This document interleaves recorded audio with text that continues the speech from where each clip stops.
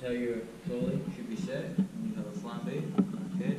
All of your ingredients here, starting with the butter, shallots, green peppercorn, beef stew, double cream, freshly chopped parsley and a little bit of water. This is the ingredients for the pepper steak. You will also need alcohol of Lagavulin, red wine, salt and pepper for seasoning, and some Worcestershire sauce as well. Okay, we will start the process by lighting our lamp.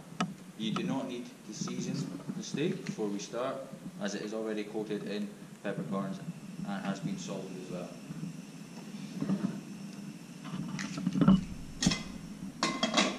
It's very important before you start your flambe that you ensure that you have a fire blanket and some matches for health and safety purposes. Okay? With the heat on, starting with your butter, a couple of cubes of butter, leaving just a little bit for the end of the flambe.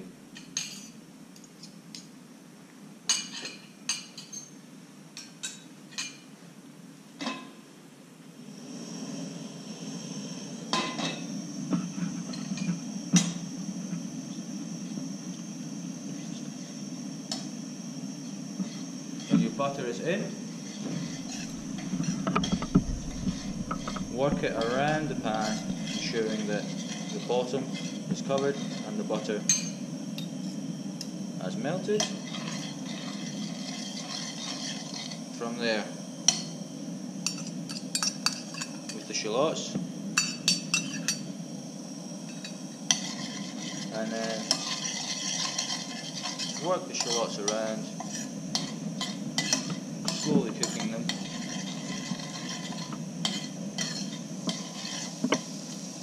From there we will add in some green peppercorns,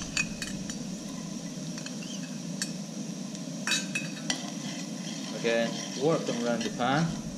Take your fork and slowly and gently crush the peppercorns.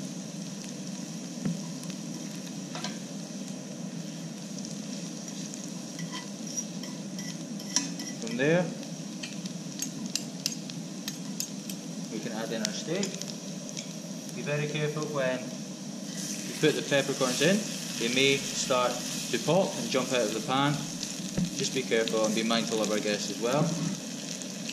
Any extra juice that is left from the steak, add it into the pan as it is all flavoured. So now we're just going to work the steak around, using it to stir the shallots and the peppercorns.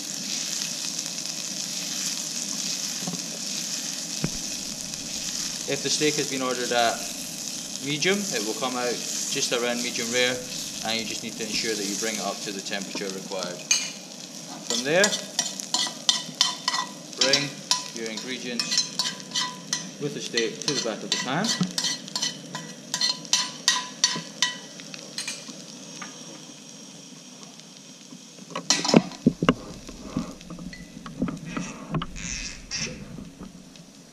Have your alcohol ready.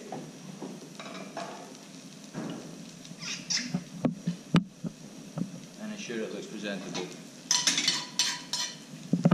With the pepper steak, you only need to very gently heat the front of the pan. And from there, once you heat, in with some of the Lagavulin.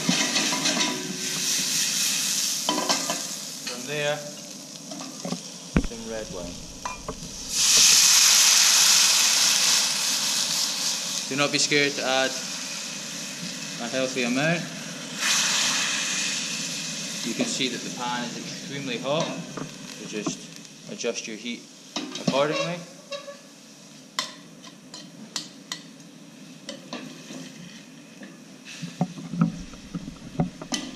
Slowly begin to reduce your wine.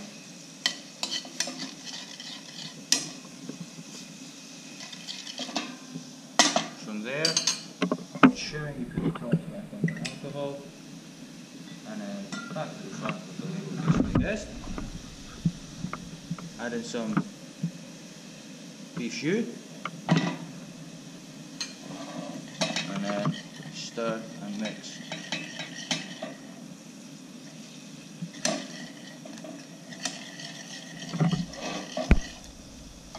From there, cream.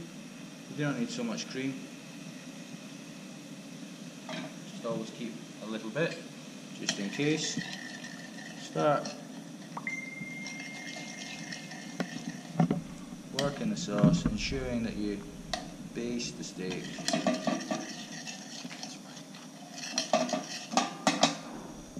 You can use the steak to stir your sauce as well.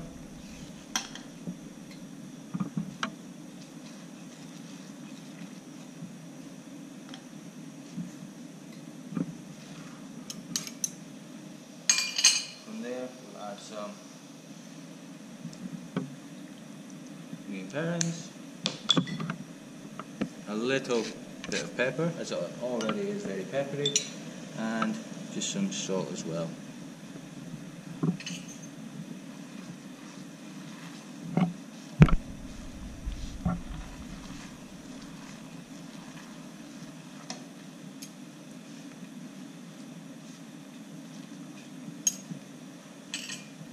Be very careful, as the sauce will reduce extremely quickly.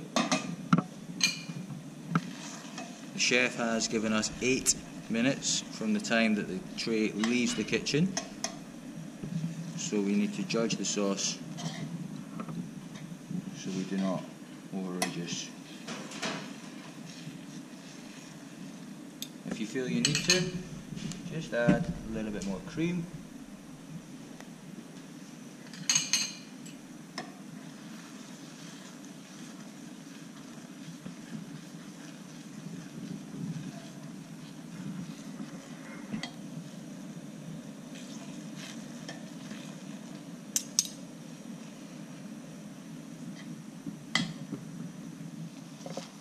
Your sauce is ready and the plate is on the way from the chef.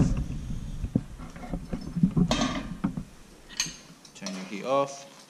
At this point you should be able to check if your fillet is cooked, which it is. Arrives from the chef, garnished with plantain potatoes, flat cut mushrooms and some cherry tomatoes. Very important to plate up fresh cutlery. Taking your steak, give it a shake, ensure there's no drips that will go on the tray or on the plate. Put it here. Ensure it looks nice and presentable. Then with your sauce, ensure it's all stirred. And very important, you don't use the back of the spoon just to bring everything down with the spoon and just over the top of the steak, and just one here as well. If the guest would like more sauce used, they can have as much as they wish.